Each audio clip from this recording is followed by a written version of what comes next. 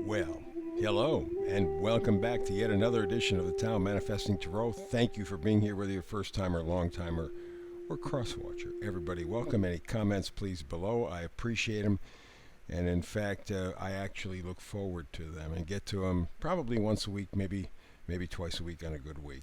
Alrighty, so let's get down to business. What makes this reading different from other tarot readings? First of all, I focus on your manifesting. You know what to manifest.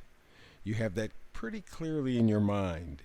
You just need some cosmic tools, let's close them, to help you get to your manifesting. And that's where this tarot comes in. It gives you the frequencies, it gives you the energies around you that you can tap into to make your manifestation real. And it all begins right here with the Hyper Shuffle.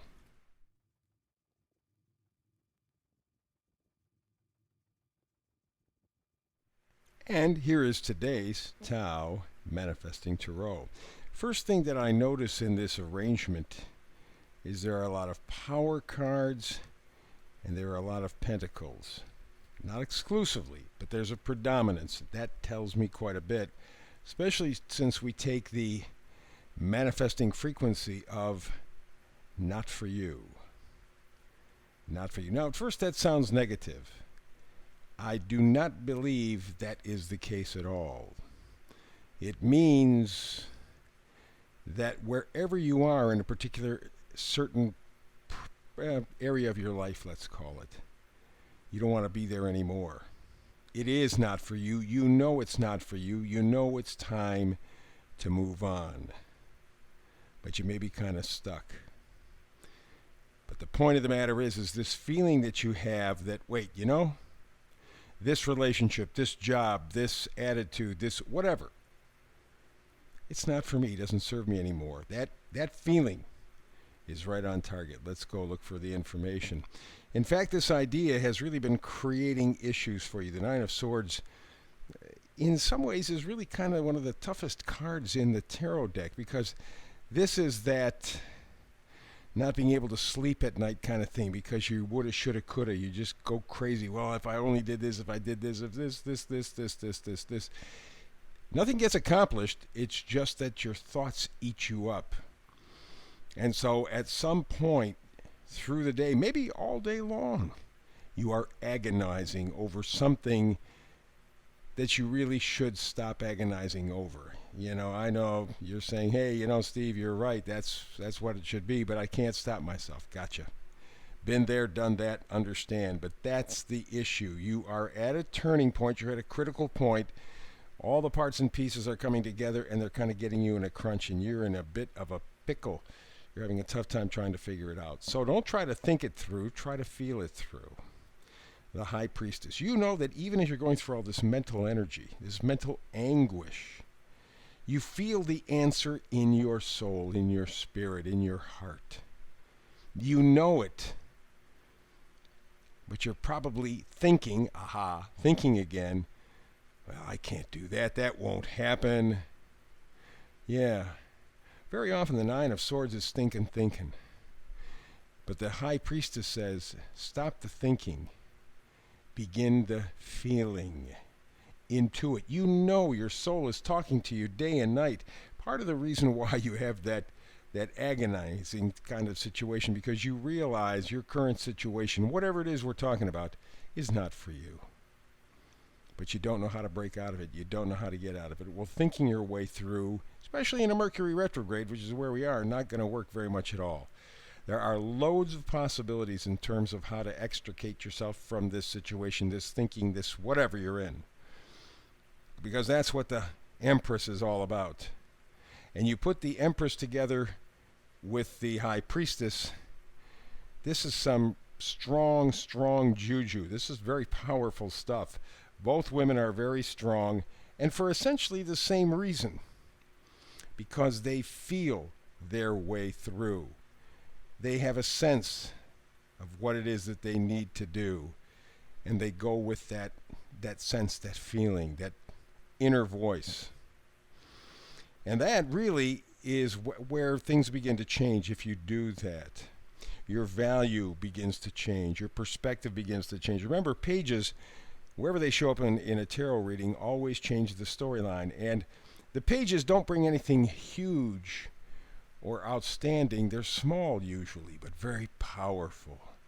And the Page of Pentacles being here in the reading at this point says it is the need to change your sense of value, change your sense of direction, change your sense of perspective. That will make all the difference in the world, because where you are at this area of your life is not for you. You can feel it, you know it. The conflict is what you think versus what you feel, and they have you all tied up. So you're going to have to make a decision. You're going to have to be like the Hierophant, the Pope of the deck. You're going to have to take lead. You're going to have to take charge. And you're going to have to say, you're right, this is not for me anymore. And I am just getting ready to step forward in faith. Now, we have about 2 weeks left of the Mercury retrograde. I would let this stuff percolate a little bit, more than think it through, because we are talking about Mercury's mental energy going retrograde or inside. I would start to feel it through. You will have the answer. You already know this particular situation, person, thing, whatever is not for you, and you already have the answer on how to leave. And the Four of Pentacles says, keep what is important to you. Keep what you're feeling. Keep that essence. Keep that spirit. This is the thing that keeps you moving forward, sometimes blindly. But you know you have to move forward. So take what is important. Take what you have learned about what is really, truly important for you. Leave the rest behind, because the rest is not for you. See, so I said it's not such a bad card at all. And in fact, here we have the Nine of Pentacles. This gal knows what's important to her, knows what's true to her, and she stays with it. And because of that, she's free, she's independent, she's happy. There is joy in this card, but it's because she knows what's valuable. And at this point, for people who are suffering this not for you energy, it's because they haven't really clearly delineated or laid out what is important for them. They've kind of taken it all in and just haven't sorted it out. You got to do it now, and a Mercury retrograde is the perfect time to do it. And this is the Queen of Pentacles. This is the gal who really knows her self-worth. Boy, you put these two cards together, this is powerful, because the message is really clear. What you have, what you're thinking, is not for you. Wherever you're at in a particular area of your life, no, you're right, it is not for you. And these two gals are the answer. They know what is important to them. They know their self-worth. They know their value. Okay? It's not a thinking process. It's a feeling process. You know, as I said already, where you're at is not for you, but you need the strength to move on, and you get it. The vice versa card going forward.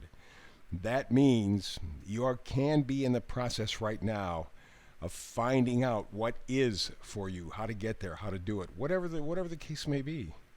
You have the juju, you have the power. But I would still spend the next couple of weeks in a Mercury retrograde just kind of feeling your way through, not thinking your way through, feeling your way through, so that you can clearly understand why this given situation, this person, this thing is not for you. Be at peace with it, and then get ready to move forward. Somewhere around maybe the 6th to 10th of June. Mercury's gone direct. Now time for action. You can do this. I know you can. For the folks at YouTube, please like, subscribe, and share. I'll be back here tomorrow with another Manifesting Tarot. I hope you are there with me, because it's more fun when you are, really. But between now and the next time we are together manifesting tarot, peace and blessings.